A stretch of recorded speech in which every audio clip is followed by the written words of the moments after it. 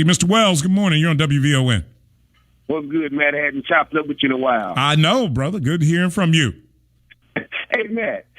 First thing, quickly, I don't support reparations, and I think it's irresponsible for people to want to continue to have that conversation without telling the community we're going to poll the 42 million African Americans in this country and get off of this propagandist piece that Ta-Nehisi Coates published in the Atlantic magazines. You're not going to poll the whole black nation of 42 million to see how we feel about it.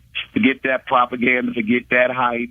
Ask everybody who's going to be affected by it what they think about it objectively, or get up off the propaganda. So why don't you support it? Why you say you don't support reparations? Man, here's the reason why.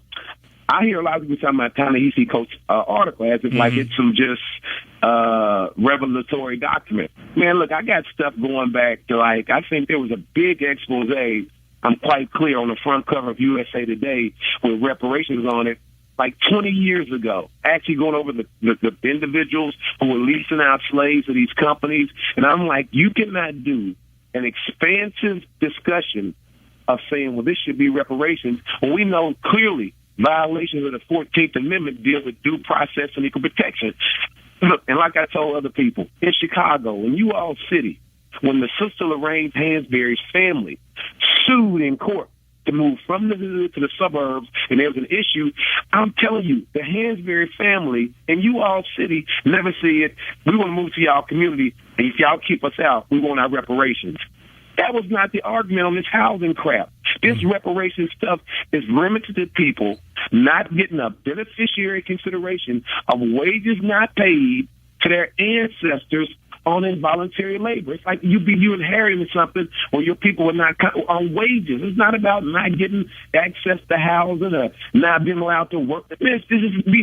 Classically, it's not that. This expansive argument that Brother Coates is doing, fine. If y'all want to go with the propaganda, but don't try to lie to me about what the classical argument has been on reparations. When you pay people money that their ancestors did not receive for involuntary labor under the federal statute for 20 years, and in the state statutes, we know clearly what the reparations is. It's not this new thing. If Ta-Nehisi wants to do that, fine. But Matt, here's my question about Illinois and this gubernatorial race. I'm looking at the paper right now, and I want to frame this. Illinois doesn't have any voter ID restrictions, all right? In the state of Illinois, I'm looking at a study. You all don't have the voter ID law there, right? Right. Okay, so check this out. In Illinois right now, there's 12.8 million people. And for every, I think in this, and I looked at it, it's like 1.8 million people in the state of Illinois. But for every 2 people in Illinois, one of them in Chicago.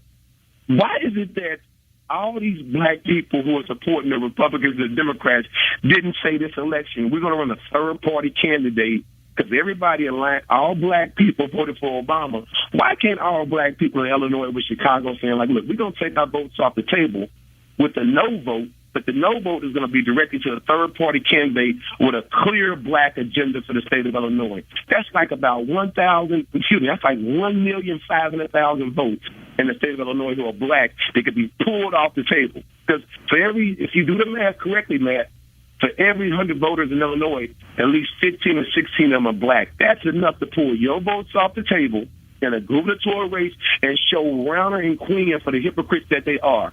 All I hear is about old head folks doing the same tired Democrat-Republican thing. And y'all got all them votes there in Illinois. And nobody will say, you know what?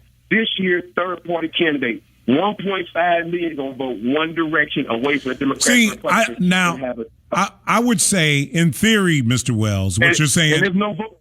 And man, here's the point. There's no voter ID challenge in Illinois to stop that process. Like these other states. No doubt. I think, in theory, Mr. Wells, what you're saying makes sense.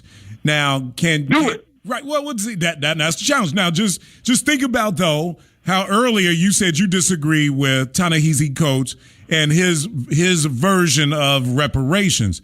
What the problem I think we would have in trying to do that, I'm not opposed to trying to do that, is that we all don't agree on strategy and how to get to the same result, but the strategy as to how to get there, we're going to disagree on. So where you would have some people that would say, I agree with Mr. Wells and what Mr. Wells is saying. Let's pull our vote. Let's get a third-party candidate. You're going to have some other people that are going to be too invested in the Democratic Party, and they're not going to entertain that. So it's going to be a sloppy effort that's not going to get back the results that we intend on. But in theory, you're spot on. That is the way to do it.